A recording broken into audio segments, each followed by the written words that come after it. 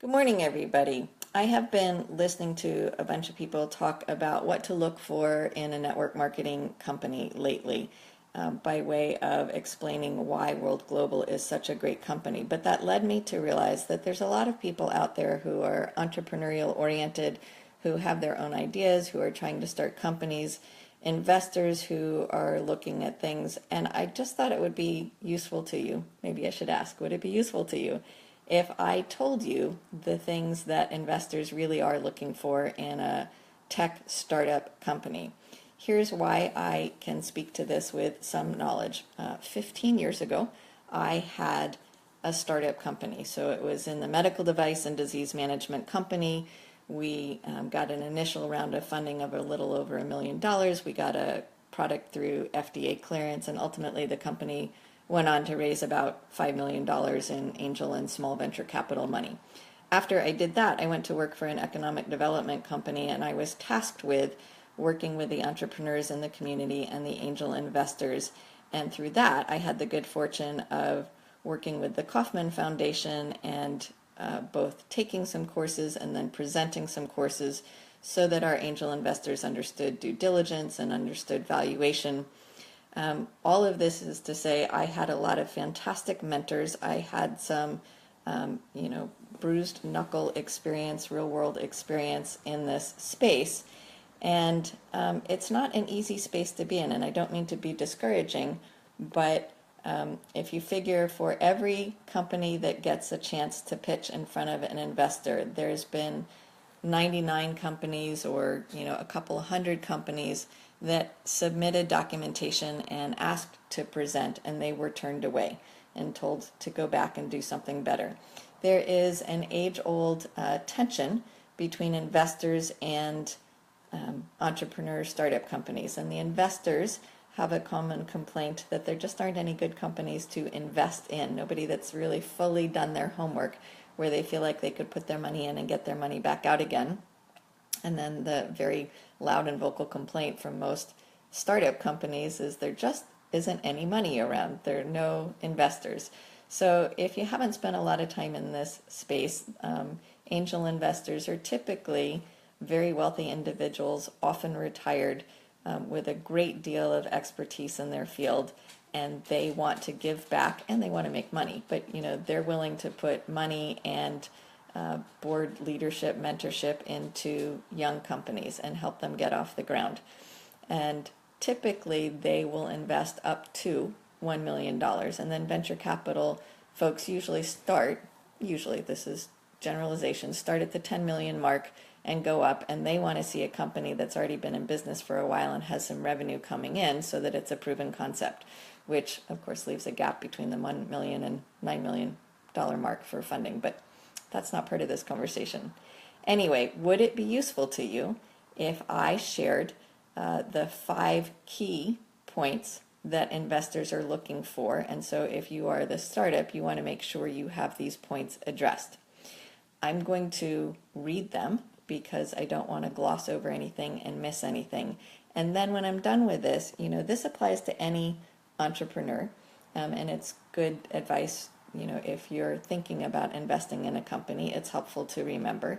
But when I'm done with this, I'm going to come back and show why I want to share this with you, to highlight some points about World Global Network and why it's fascinating that it really and truly has done its homework and is a very solid play at the moment because of its meeting these key things. So first I'm just going to give you the headings, and then I'm going to go back into them, and I am going to read so that I don't miss anything.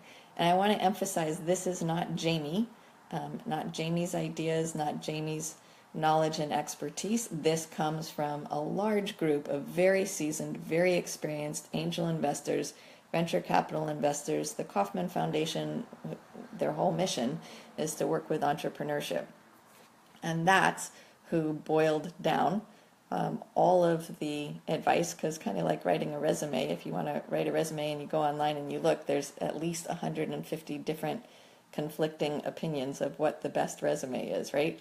So this is truly a boiling down and summary of the best of the best of the best in knowing what to put together if you're an entrepreneur wanting to start primarily a tech company, primarily something that's going to scale and have a global market. So the 5 things are the importance of the problem, the viability of the solution, the global scalability, the business plan, and the leadership. It all can be boiled down to these 2 points. 2 things determine whether a business can get off the ground successfully and sustainably: a validated market opportunity with customers willing to pay for a product or service, and a product or service that addresses such an opportunity. Sounds simple, right?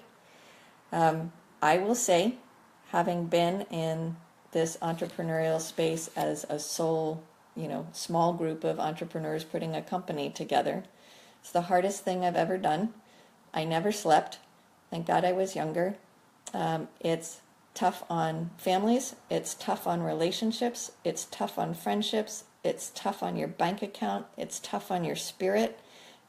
It's not easy. You really have to have a burning passion to go forward, and even then you might lose everything that was important to you at one point, but I will say you learn a hell of a lot along the way. All right, so number 1, importance of the problem. Your solution. What is the problem and how does your business address it? Your product or technology.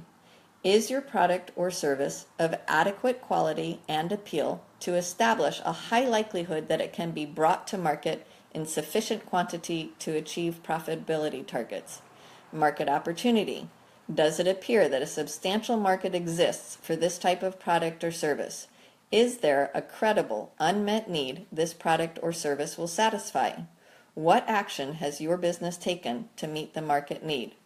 Results and outcomes. Is there the ability to track and measure progress towards achieving your expected outputs and outcomes? Next, viability of solution.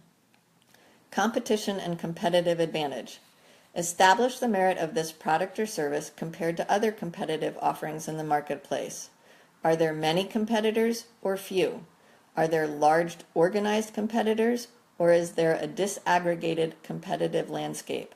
What is the opportunity for this offering to credibly penetrate the market? Project timetable. Demonstrating product or services feasibility. Clear description of potential commercial viability of the product or service. How will you measure progress and success? And again, I will say that if you're going in front of angel investors, so you've got skin in the game, you've exhausted friends and family money, you've taken out bank loans, you've used up all your credit cards, whatever, now you're going in front of actual real life investors. If you're going for the smaller dollar amount angels, you're probably in a pre-revenue stage. Maybe you've got a beta product, but that's it. You haven't actually gone to market. If you're going after the larger venture capital money, when it's talking about the description of the potential commercial viability, you're already going to need to show that you've got revenue coming in and that you've got customers already and that you've been in business for a while. This is to scale. This is to take your business to the next level. So I just want to make sure you understand the difference there. Number 3, global scalability, marketing and distribution. Is there a believable explanation of how the market will be captured? What are the keys to market penetration and success? Production and manufacturing. What is the source of your materials? Where is your manufacturing being done? What licensing agreements are you subject to? Clear description of plans to bring the product or service to market. I will absolutely say this is one place that companies fall down on their face over and over and over and over again. Because let's face it, if you've created a new widget and you are totally and thoroughly in love with your new widget, you're going to have a chief technology officer and you're going to have all these tech people and you are going to be so excited and in love with your product, and most investors don't really care about your product. Ideas are a dime a dozen. What's important is, can you bring this product to market? So the first mistake novices will say is, oh, we have no competition at all.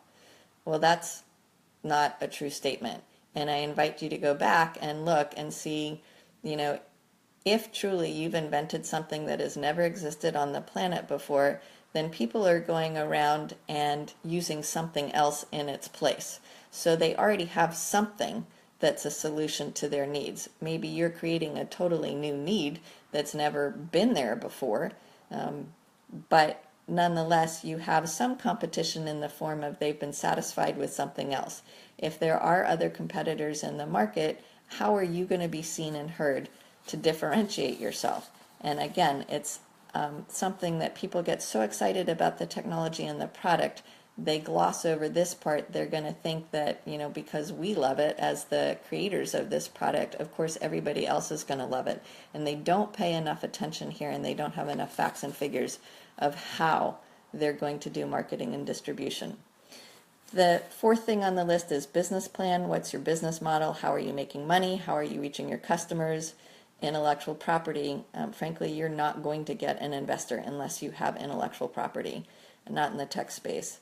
Is there IP that protects the product technology? Is your IP protected by patents or patents pending? Are there difficult to duplicate processes or research that protects the uniqueness of your products and technology?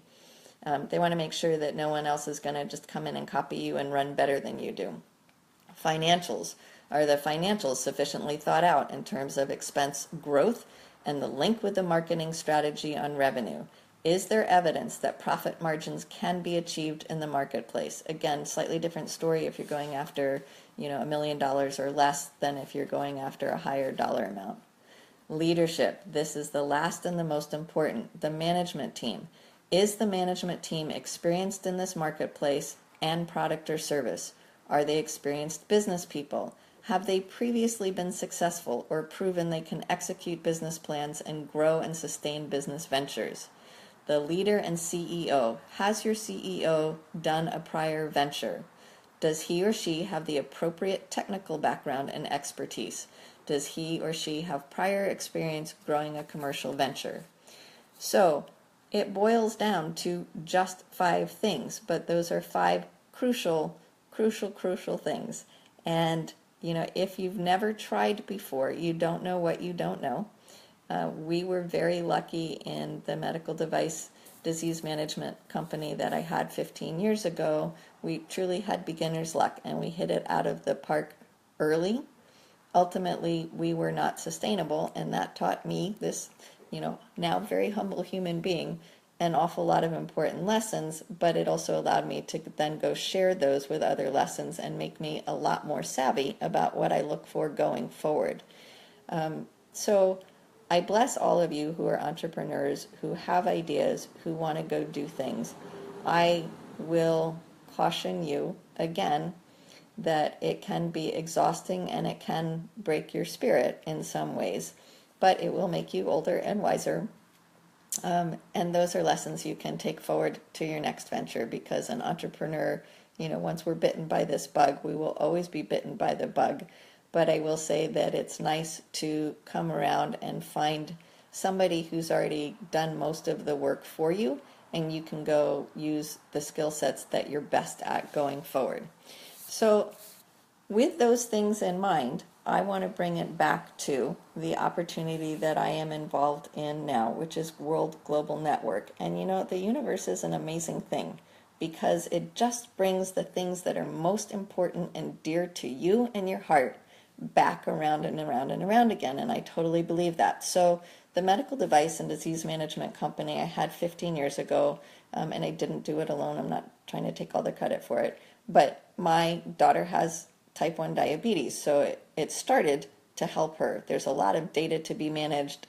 I can't remember what I had for breakfast yesterday, so how am I going to remember what my blood sugar numbers were yesterday or the day before, or understand trends, or figure out how best to help myself, or see patterns, or any of those things? So that's what we started with, but the type 2 diabetes market is bigger, and then there were other applications and all sorts of stuff. And what's so cool is a lot of what we were doing then is what World Global Network marketing is doing today, only way better. And the technology has changed, and back then a smartphone was like $1,000, and not everyone had one in their pocket, and apps weren't invented yet. And it was just a whole different ballgame. People weren't living their whole lives online the way they are today. But importance of the problem. The CEO, Fabio Galdi, shared a story last week at a big international convention, saying that his dad was not well, and his dad had lots of plans of things he was going to do after he retired, but then he died shortly after he retired, and he died of complications from diabetes. So our CEO, who has a long track record with other companies in the tech space, running ventures, growing ventures, selling them successfully, said, why the heck isn't there a check engine light for people? You got a check engine light on your car, it's going to pop on the second something is going wrong that needs a diagnostic, that needs you to take a look at it to make sure that you keep that expensive investment running and it doesn't take you out of the game because of its downtime, and it doesn't just break entirely. So he set to work creating essentially a check engine light for people. So we're in the wearable technology space. Forbes says that's a market that's growing to $34 billion by 2020. So importance of the problem, does everybody need to look at their health and monitor their health? Absolutely. Is there a market opportunity? Well, Forbes says the market opportunity is growing to $34 billion in the next 2.5 years. It's going to triple to sell up to 411 million units by 2020. So results and outcomes. We have had this product less than 9 months. We've sold 500,000 units already. We went from not in the game at all to number 4 in the market space of the smart band market, behind only Fitbit, Garmin, and Samsung, who've been in this space a whole lot longer than we have. So, viability of solution, competition, and competitive advantage. There's companies out there making smart bands for sure, but they're mostly aimed at the fitness solution. How many steps, how many calories, what's your sleep quality like? Are you in the gym playing around with friends?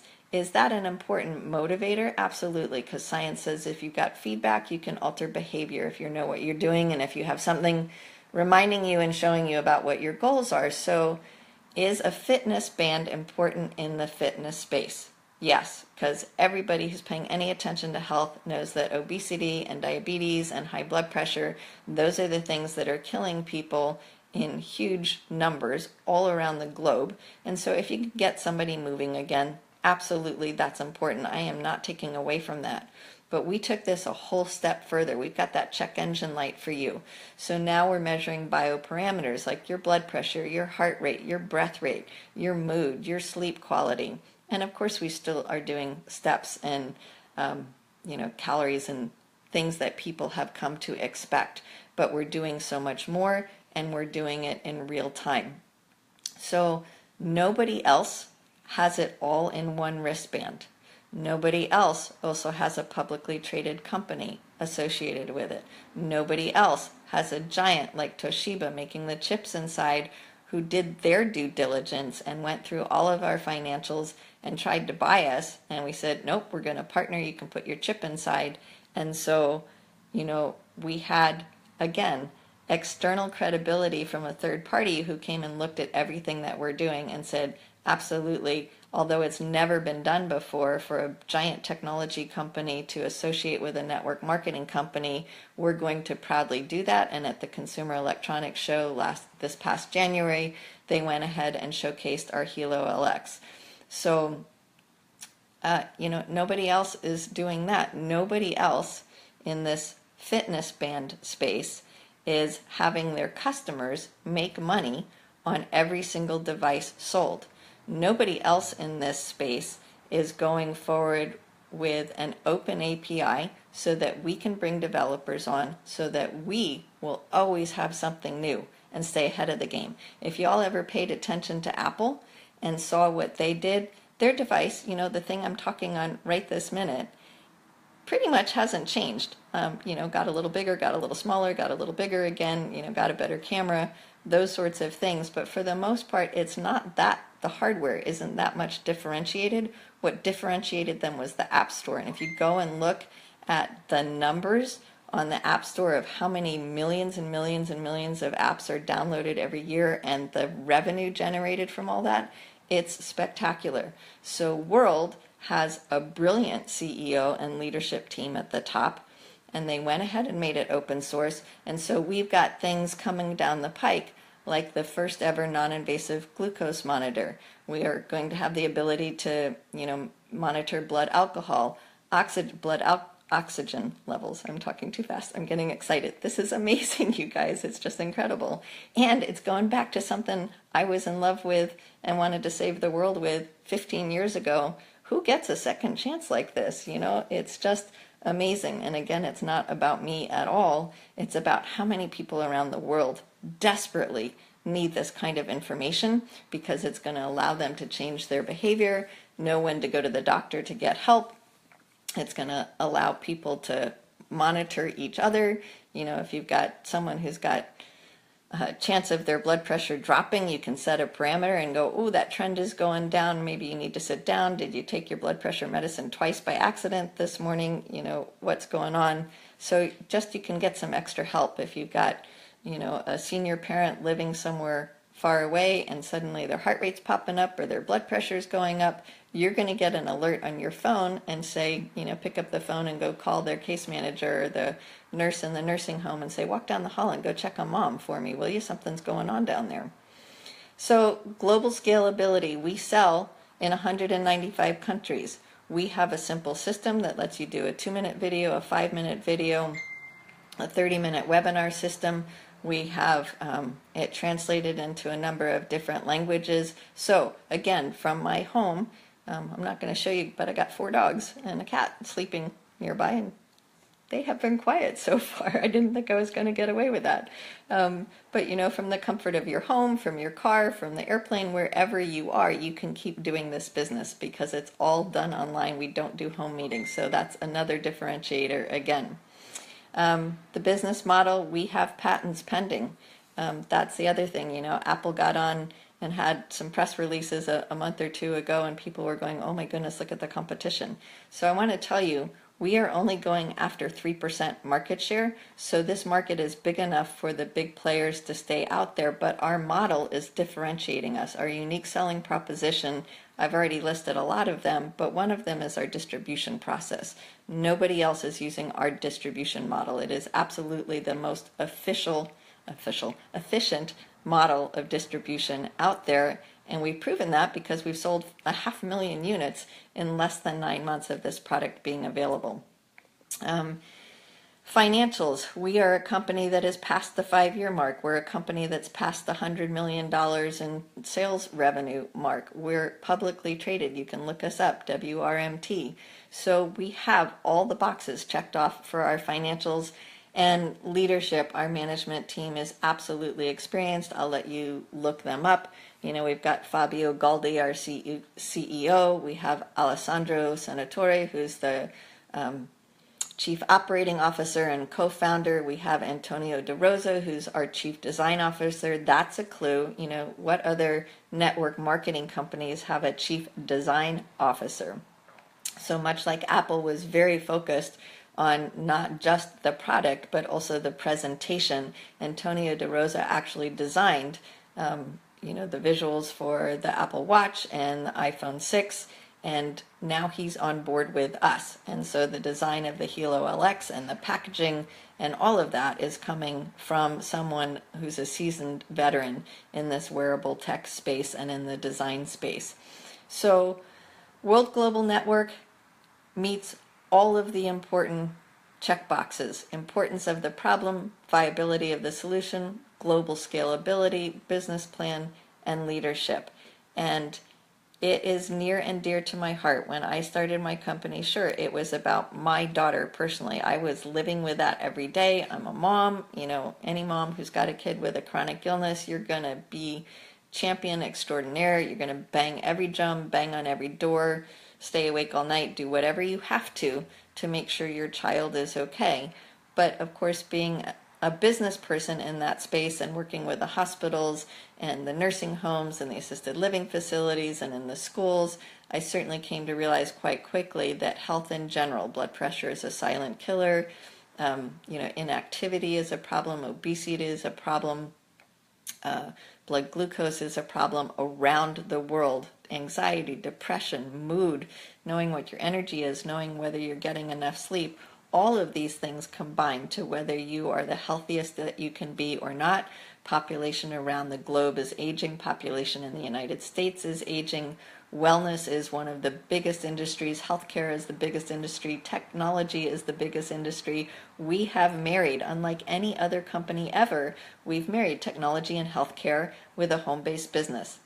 So if you still want to do your own thing, bless you, I love you, go try it. But in the background, on the side, good entrepreneurs have multiple streams of revenue. I encourage you and invite you to look at this as an alternate stream of revenue, an additional stream of revenue. It's done for you. The R&D is done for you. All sorts of things are done for you. All you need to do is go share this with everybody. And that is absolutely my mission, to go share with everybody, because we are world changers. This is the time. If you've been in network marketing, there's a lot of fantastic network marketing companies out there, but most of them are legacy companies right now. And the ones that are just getting started, if they haven't lived to 5 years yet, maybe not your best investment to get started with them until they've got a bit of a proven track record. And the timing for us, we're taking off. Our company's been around for 6 years. This product has been around for less than a year. It is capturing the attention of network marketing leaders all over the place. We have two people in the top 10 of world earners. So let me say that again. Business for Home tracks who's making what as far as revenue. And for our revenue disclaimers, please go to worldgn.com and look at the income disclosures and disclaimers there, because it's going to depend on how hard you work and what your skill level is, and what you put into it is what you're going to get out of it, just like anything that you do in life or business. It's the same. But we have 2 in the top 10 income earners in the entire world in network marketing. So we have one couple who is earning $1.2 million per month. We have another couple earning $750,000 per month. We have 5 in the top 50 income earners in the entire world. And let me remind you, this product has been available and on the market less than a year. So the 5 in the top 50 are competing with companies who have been around for 10, 20, 30 years. So the timing is absolutely key. If you've ever thought on coming on board with a network marketing company, I really invite you to reach out to me and talk to me. If you love technology, talk to me. If you love healthcare and wellness, talk to me. We have got a wristband in the wearable tech space that monitors your bioparameters. There's all sorts of interesting things coming down the pike quickly. We have unique selling proposition. We meet all the metrics. And remember, 2 things determine whether a business can get off the ground successfully and sustainably. Getting started is one thing, but staying going is another thing entirely. A validated market opportunity, check, with customers willing to pay for a product or service. We have 500,000 of them already in less than 9 months. And a product or service that addresses such an opportunity. Clearly we have that as well. So thank you for listening. I hope you found this helpful and useful. And if you have questions, by all means, reach out to me. Love you all. Have a wonderful day. Bye.